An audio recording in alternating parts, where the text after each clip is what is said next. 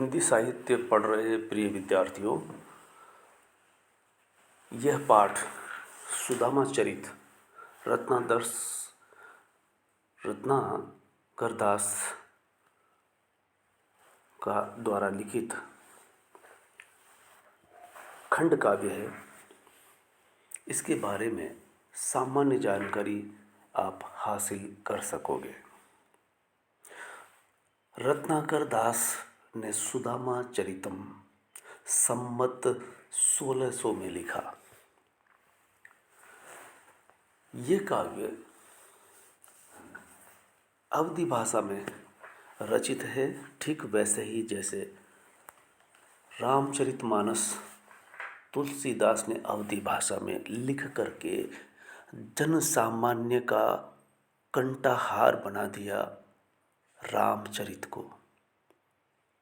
रामचरितमानस से पूर्व भी राम के बारे में, राम के चरित्र चित्रण को लेकर के वाल्मीकि ने संस्कृत में लिखा था, लेकिन वो संस्कृत के पंडित और ज्ञानियों तक सीमित रहा।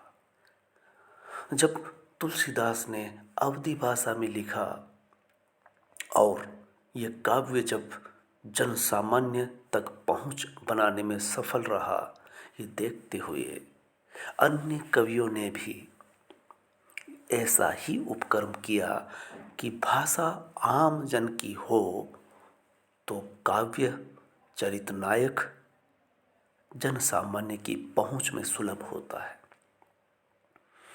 रत्नाकर दास ने सुदामा चरित में कृष्ण की कथा, खास करके कृष्ण के दोस्त सुदामा की कथा को बयां किया है। कृष्ण और सुदामा की दोस्ती मिसाल बन जाती है। भारतीय संस्कृति में कुछ ऐसे मापदंड रहे हैं जिनको लेकर के भारतीय संस्कृति पे भारतीय लोग गर्व करते हैं। संयम, संतोष, नीति, नैतिकता और अपने आराध्यों में विश्वास रखना। इसी कड़ी में आता है मित्रता। लोग मिसाल देंगे कि सुदामा और कृष्ण की दोस्ती गरीबी और अमीरी के बावजूद एक आदर्श मापदंड रखती है। सुदामा चरितम पर आप विशेष विवरण के साथ जब अध्ययन करेंगे तब इनके सवैयों का अर्थ और कथा की विस्तार से समझ कायम हो सकेंगी। इस पहले वीडियो के द्वारा हम इतना जान सकेंगे कि कवि का मंतव्य क्या था और सुदामा चरितम की कथा क्या है, इतना हम जान सके। सुदामा चरितम, सुदामा का चरित्र चित्रण किया गया है। सुदामा गरीब ब्राह्मण है और एक बस्ती के बाहर झोंपड़ी बना करके रहता है। सुदामा अपनी पत्नी सुशीला के साथ जीवन यापन कर रहा है। उसके छोटे छोटे बच्चे हैं। उन बच्चों का जीवन गुजर बसर वह जो सुबह सुबह मांग करके लाता है, उस दाने पानी से किसी तरह से पेट भर लेता है और दिन भर फिर पाठ पूजा, ध्यान, आराधना में व्यतीत करता है। उसके कार्यकलाप आध्यात्मिक है, सात्विक है, संतोषी है, संयमी है। वह जिस जाति से संबंधित है वह भारतीय समाज में उच्च वर्ग, सवर्ण वर्ग जिसे कहते हैं, ब्राह्मण से संबंधित है और ब्राह्मण किसे कहते हैं इसको निरूपित करता है कि जब वह अपनी पत्नी से रूबरू होता है, बातें करता है, उसका दूसरा जीवन, दूसरा रूप कि वह हर शाम पत्नी को कोई न कोई कथा सुनाता है जो ज्ञानवर्धक और समझ को विकसित करने वाली है, संतोष प्रदान करने वाली है। तो पाठक ये समझ सकेंगे कि सुदामा अक्सर पत्नी को प्रतिदिन कथा सुनाते। इस कथा में विविधता है। सुशीला रोज कथा सुनती है पति से, दत्तचित होकर के, ध्यान मग्न होकर के। उसी कथा में एक दिन सुदामा के मुंह से वो रहस्य खुल जाता है और वो वाक्य देखिए किस तरह से निकलता है। कथा में ही ये निकल जाता है कि कृष्ण मेरे मित्र रहे हैं बचपन के। सुशीला ये सुनते ही उनसे एक बड़ी मांग रख देती है। सुदामा के लिए बड़ी मांग होती है, वो सुशीला के लिए सामान्य है।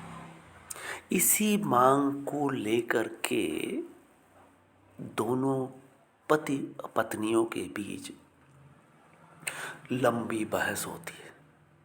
जिस तरह से आम गृहिणी अपने पति से कहती है, वही पत्नी जो दत्तचित होकर के कथा सुन रही थी, वही पत्नी अब सुदामा के सामने बातर्क मांग रखती है कि अगर आपके मित्र सुदामा जैसे गरीब ब्राह्मण के मित्र कृष्ण हैं, तब हम इतनी मुफलिसी में, गरीबी में जीवन यापन क्यों कर रहे हैं। हमारे बच्चे, चलिए हमारी तो कट जाएगी, लेकिन ये बच्चे भूखे प्यासे सोते हैं, ठीक से इनको खाने पीने को नहीं मिलता।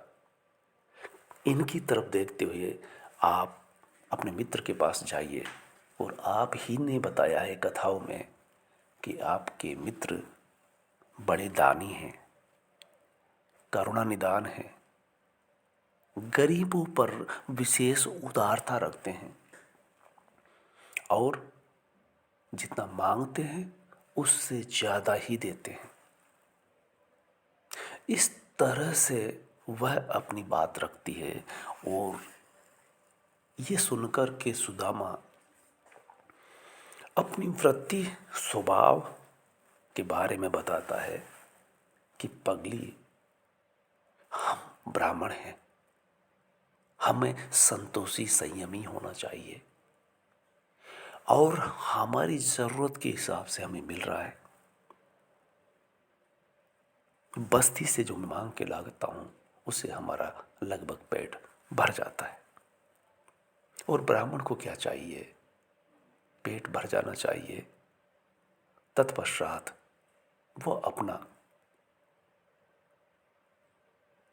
पाठ पूजा, ज्ञान चर्चा और आध्यात्मिक क्रियाकलाप कर सके। ये मैं कर रहा हूँ भली भांति। और ब्राह्मण को संतोषी होना ही चाहिए। ब्राह्मण को जो जितना चाहिए वो मुझे मिल रहा है। इस अर्थ में एक बात साफ निकल करके आती है कि जिसे हम ब्राह्मण कहते हैं, उस ब्राह्मण को कम से कम में जीना आना ही चाहिए। ये सदियों से चली आ रही परंपरा रही है, आदर्श परंपरा ये थी। ये भी निरूपित होता है। चलिए कथा आगे बढ़ती है। जब दोनों के बीच में तर्क होते हैं, सुदामा संयम संतोष की बात करता है। सुशीला बच्चों की तरफ इशारा करके कहती है कि हमारे लिए नहीं। ये बच्चों की तरफ सोचिए कि बच्चे आम जीवन नहीं जी पा रहे हैं, इनको जितना पोषण चाहिए वो नहीं मिल पाता। हमें समाज जैसा घटिया खाद्य मिलता है जिससे पेट भरना मुश्किल है, स्वाद नहीं आता, झोंपड़ी में रहते हैं, कितनी गरीबी है।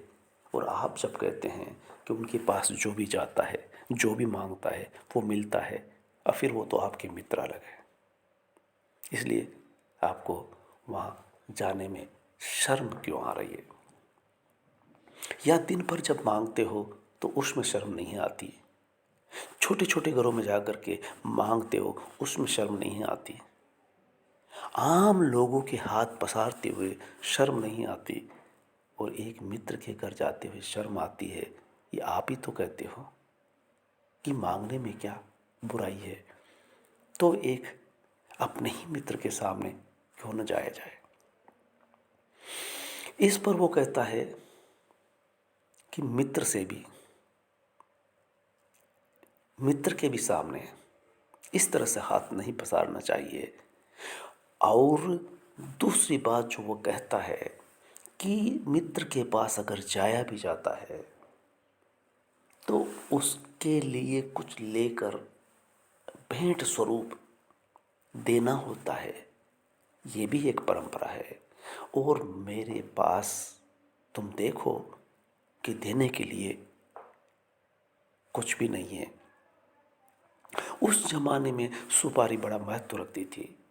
अगर सुपारी भेंट कर दी तो कहता है कि 2 सुपारी भी घर में नहीं है जिसे जाकर के मैं कृष्ण को भेंट कर सकूं। सुपारी तो दूर की बात है, हमारे पास 4 चावल भी नहीं है। इतना सुनना था कि सुशीला दौड़ करके पड़ोसी के घर जाती है और चावल मांग करके लाती है, पोटली बांध करके सुदामा के सामने रख देती है कि लीजिए भेंट स्वरूप कृष्ण को देने के लिए गिफ्ट। अब आप जाइए, देर मत करिए, मित्र को देने के लिए ये 4 चावल ही काफ़ी है, मुट्ठी भर चावल। अब निरुत्तर होकर के सुदामा सब कुछ कहने के बाद भी जब पत्नी नहीं समझती, तब वह मजबूर होकर के जाता है, मन मार करके जाता है। उसका मन नहीं मानता मांगने के लिए, और अधिक की ज़रूरत महसूस नहीं करता। वो हर तरह से पत्नी को बताता है, तर्क देता है, लेकिन पत्नी नहीं मानती। ऐसे में जब वो चल पड़ता है, पैदल चल रहा है, पैरों में जूतियाँ नहीं हैं, सफ़र करता रहा, बीच में एक नदी आई, थक हार करके पेड़ के नीचे सो गया। चलते चलते थकना ही था, नींद आ गई। जब नींद खुली तो देखता है कि वो जिस पेड़ के नीचे सोया था वह पेड़ अब वो किसी कल कल बहती नदी के किनारे उठता है, नहाता धोता है, पानी पीता है और चल पड़ता है द्वारिका की तरफ। जब वो द्वारिका पहुंचता है तो देख करके दंग रह जाता है कि कितनी ऊंची ऊंची अट्टालिकाएं हैं, और वहाँ जो लोग लुगाइयाँ दिखती हैं वे कितने सलीके से, करीने से रह रही हैं। हर घर के सामने बड़े बुजुर्ग बैठे हुए हैं, चर्चा कर रहे हैं। उनके चेहरे पर जो शांति भाव है उससे वो गौर से देखता है कि इस तरह के लोग उसकी बस्ती में तो नहीं थे। शायद ये कृष्ण की द्वारिका और कृष्ण का प्रभाव है, प्रताप है कि यहाँ लोग कितने खुश हैं। चेहरे पे खुशी, चेहरे पर तेज, और कितनी मित्रवत बातें कर रहे हैं। ज्ञान चर्चा में फिर आगे बढ़ता है तो उसी तरह से वहाँ बैठे हुए लोग चर्चा परिचर्चा करते नजर आते। चलते चलते जब वो देखता है महलों को, अट्टारिकाओं को, लोगों को, फिर उसे ध्यान आता है कि उसे कृष्ण के महल तक जाना है। लोगों से पूछते पूछते मुख्य दरवाजे तक पहुंच जाता है। तो साथियों, विद्यार्थियों, जब वो दरवाजे के पास पहुंचता है और पहरेदार से जब ये कहता है कि मैं सुदामा, कृष्ण का मित्र, उनसे मिलना चाहता हूं, तो पहरेदारों को विश्वास नहीं होता कि इस तरह से फटे हाल, नंगे पैर ये व्यक्ति कृष्ण का मित्र हो सकता है। शायद ये पगला गया है। लेकिन जब बहुत कहा जाता है तब पहरेदार सोच में पड़ जाता है। लेकिन जब पहरेदारों को इस तरह से प्रतिक्रिया न देते देख करके सुदामा निराश होकर के लौटने लगता है। और पहरेदार आपस में बात करते हैं और कहते हैं कि अपन को सूचना देने का काम है, हम पहरेदार हैं, बाहर की सूचना अंदर देनी होती है। तो पहरेदार कृष्ण के पास पहुंचता है। कृष्ण राजकार्य में व्यस्त थे। जो ही पहरेदार कहता है कि एक नंगा ब्राह्मण जिसके पैरों में जूते नहीं हैं, तन पर कपड़े नहीं हैं, फटे हाल है और नाम सुदामा बताता है। सुदामा नाम सुनते ही वहाँ भूचाल आ जाता है। इस तरह से कृष्ण उछल करके खड़े होते हैं और दौड़ पड़ते हैं। सारे दरबारी, पहरेदार परेशान, हैरान, दौड़ते हुए कृष्ण के पीछे चल पड़ते हैं। कृष्ण आगे आगे बेहाल। कृष्ण, उनको वस्त्रों का भी होश नहीं रहता। सुदामा नाम सुनते ही जिस तरह से वो दौड़ते हैं और सीधे उस दरवाजे पर पहुंचते हैं जहां से वो पहरेदार आता है। वहां सुदामा को न पा करके उसी तरह से नंगे पैर आगे बढ़ते हैं दौड़ते हुए और सुदामा को पा जाते हैं। सुदामा को मिलते ही गले लगते हैं। गले लगाते हुए कहते हैं, सुदामा, इतने दिन बाद मुझे याद आई। और बड़े ही प्यार से वो अंदर महल में लाते हैं। महल में ला करके उन्हें सिंहासन पर बिठाते हैं और खुद नीचे बैठ जाते हैं। पटरानियां देख करके दंग रह जाती है कि ये कौन, क्या है। लेकिन जब कृष्ण जो भी कर रहे हैं उस पर सवाल उठाने का तो सवाल ही नहीं। इस तरह से आप देखेंगे कि यहाँ फिर एक दूसरा कथा में मोड़ आता है कि बहुत ही सारगर्भित, संवेदनशील, भाव से परिपूर्ण वो घटना कि जब कृष्ण सुदामा की थकान दूर करने के लिए परात में पानी भर करके पानी मंगाते हैं, परात भर पानी मंगाते हैं, पैरों में रख करके उसे धोते हैं, तो कवि ने कितनी गजब की बात की है कि परात पानी छुयो नहीं, नेनन सो पग धोयो। नेनन, आंखों के आंसू गिर रहे हैं कृष्ण के, उनकी सुदामा की स्थिति देख करके, और उनके पैर परात के पानी को छुए बिना आंखों के आंसू से ही धुल जाते हैं। और इसके बाद 7 दिन तक सुदामा ठहरते हैं।